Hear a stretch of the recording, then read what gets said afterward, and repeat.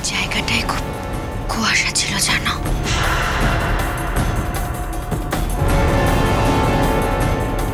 খুব কুয়াশা ছিল না? খুব কুয়াশা ছিল, এত কুয়াশা ছিল যে নিজের হাতও দেখা যাচ্ছিল না।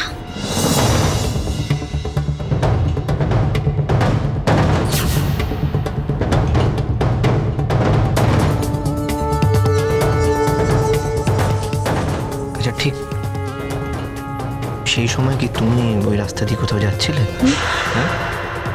না না, আমি আমি কি করে যাবো ওই রাস্তা দিয়ে? আমার তো ওই রাস্তা দিয়ে যাওয়ার কথা নয়। এইসব কথা বলে আমার আমার আমার আমার আমার কিরকম একটা টেনশন হয়। মনে হয় হয়তো সবাই মনে মনে আমাকেই দায়ী করছে অনুরাগের মৃত্যুর জন্য, কিন্তু তা তো নয়। তখন তো আমার মানসিক অবস্থা যা ছিল, আমার তো বারবার মনে হতো যে আমি এক্ষুনি মরে যাই, আমার বেঁচে থাকার কোনো অধিকারই নেই। হ্যাঁ না ঠিক আছে ঠিক আছে, তুমি এত এক্সপ্লেনেশন দিচ্ছ কেন? আমি তো তোমার কাছ থেকে এত ব্যাখ্যা চাইনি অদ্রিজা। মানে তুমি তো বললে না যে তুমি যেখানে ছিলে সেখানে এত কুয়াশা ছিল যে তুমি নিজের হাত পর্যন্ত দেখতে পাচ্ছিলে না। তাই ভাবলাম, মানে প্রশ্ন জাগলো মনে যে তুমি কি তখন সেই জায়গাটাতেই ছিলে? সর্বনাশ, আমি কি করলাম? কি বলে ফেললাম আমি? বিয়ের আনন্দে আমি এতই মুশকুল হয়ে গেছি যে। অদ্রিজা, তুমি জানলে কি করে যে এখানে সেই সময় গাঢ় কুয়াশা ছিল? আমি আমি আমি জানি না তো। তাহলে বললে কি করে?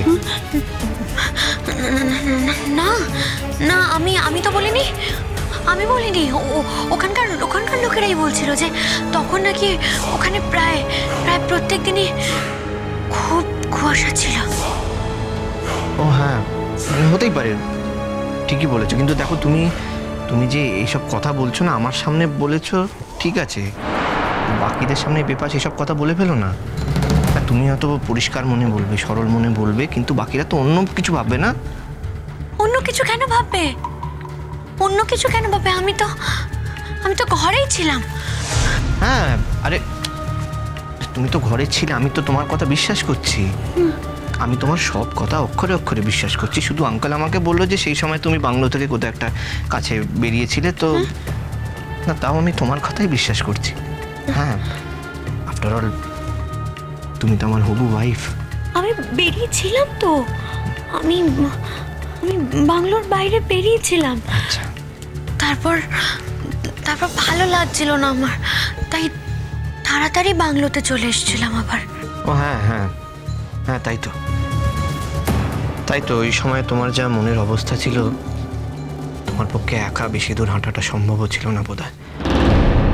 আমি তোমার মনের কষ্টটা বুঝেছি, তাই আমিও কষ্ট পেয়েছি অদ্রিজা। তুমি আমার জন্য? হ্যাঁ, কেন পেতে পারি না? একটা অদ্ভুত কথা কি জানো, আমার খালি মনে হচ্ছে যে মানে তোমরা যে বাংলোতে ছিলে তার কাছাকাছি একটা রাস্তাতেই তাকানের।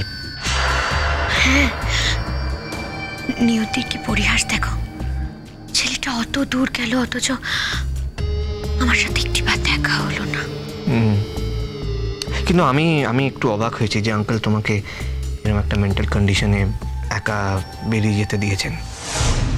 মানে তোমার তখন যা মেন্টাল কন্ডিশন ছিল, যে কোনো মুহূর্তে একটা অ্যাক্সিডেন্ট হতে পারত। আমি সত্যি মানে আঙ্কেল আর আন্টির এই ডিসিশনে একটু অবাক হয়েছি। না না, বাবি মায়ের কোনো দোষ নেই, আমি তো বেরোতে চেয়েছিলাম। আসলে আমার একদম ভালো লাগছিল না সেদিনকে। আর তাছাড়া না, বাইরের ওয়েদারটা খুব সুন্দর ছিল, একদম আলো ঝলমলে আকাশ। আর মনে হচ্ছিল আমি একটু বেরোলেই আমার মনটা ভালো হয়ে যাবে, তাই তো বেরিয়েছিলাম। কিন্তু আমার আমার বেশিক্ষণ বাইরে থাকতে ভালো লাগলো না, তাই তাড়াতাড়ি ঘরে চলে এসেছিলাম। বুঝতে পেরেছি, কিন্তু তুমি মানে বাইরেটা আলো ঝলমলে ছিল, তাই তো? খুব সুন্দর ছিল সেদিনকে ওয়েদারটা। খালি মনে হচ্ছিল আলোরা এসে পাহাড়গুলোকে স্নান করিয়ে দিয়ে যাচ্ছে। এত সুন্দর দেখতে লাগছিল না, তাই তো আমি বেরিয়েছিলাম। আচ্ছা, তুমি তো বললে যে তোমরা যে বাংলোতে ছিলে তার খুব কাছেই তাতানের। এখনো তো বলছি, নিয়তির কি পরিহাস দেখো, অত কাছে গেল ছেলেটা, অথচ আমাদের বাংলোতে একবার হইল না। সেই তো, তোমরা এত কাছাকাছি ছিলে, তাও তুমি পেলে আলো ঝলমলে আকাশ, আর তাতান পেল ঘন কুয়াশা। কি অদ্ভুত না?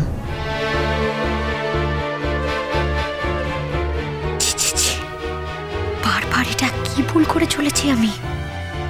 এতদিন ধরে নিজেকে শেখালাম যাতে কোনো বেফাস কথা না বলে ফেলি, আর বারবারই না না না, আর কোনো বেফাস কথা বলবো না আমি।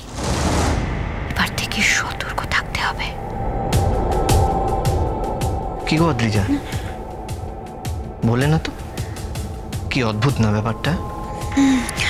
মানে পাহাড়ে তো এরকমই হয়, তাই না?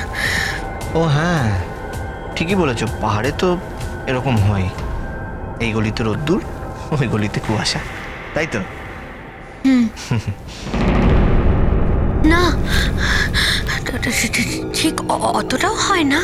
মানে এরকম ওয়েদার চেঞ্জ তো হয় পাহাড়ে, তাই না? আমি আশা করেছিলাম তুমি এই কথাটাই বলবে।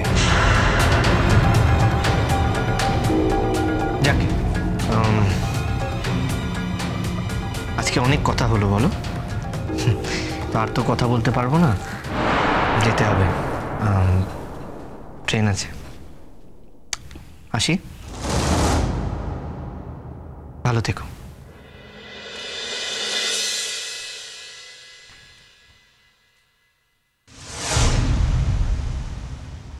আরেকটা কথা, আমি কিন্তু আমাদের একা কথা বলার এই ফুলশয্যা রাত্রির অপেক্ষা করব। শুধু তুমি অপেক্ষা করবে বুঝি? আমি করব না? তুমিও করবে? করব কি না সেদিনই বুঝতে পারবে। বুঝতে তো আমাকে হবেই অদ্রিজা, আমি তো বুঝতে চাই বলেই।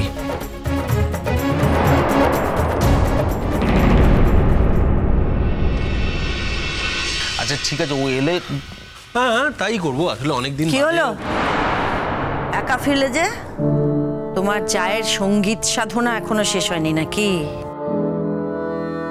ওমা, সে এখনো ফেরেনি?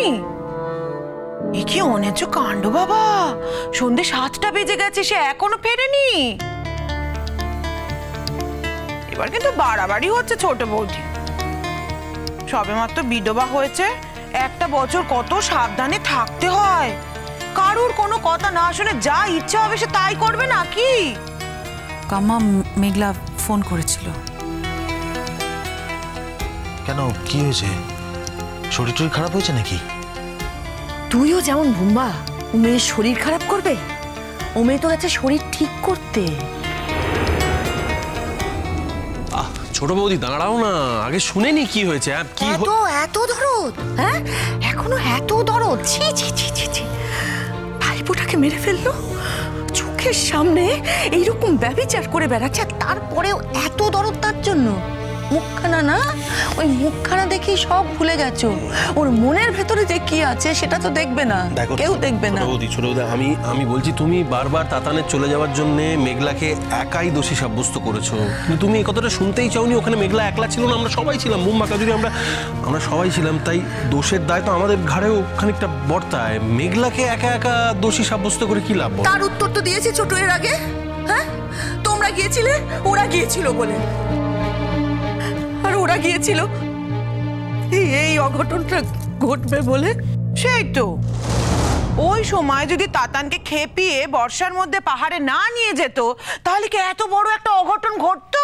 প্লিজ পিসিমণি প্লিজ,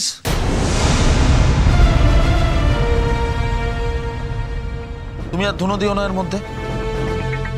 আজকে কাম্মার যা মানসিক অবস্থা, কাম্মা কথা বললে কথা যুক্তি থাকবে না, এটা আমরা মেনে নিতে পারি, তুমি তো তা নাও।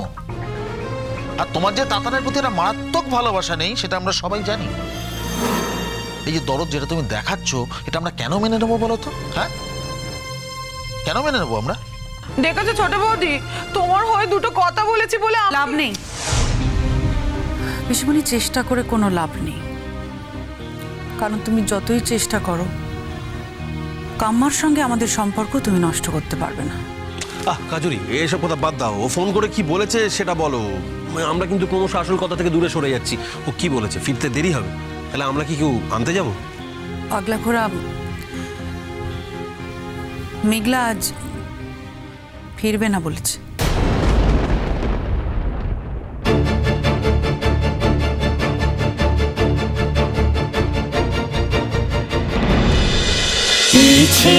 নদী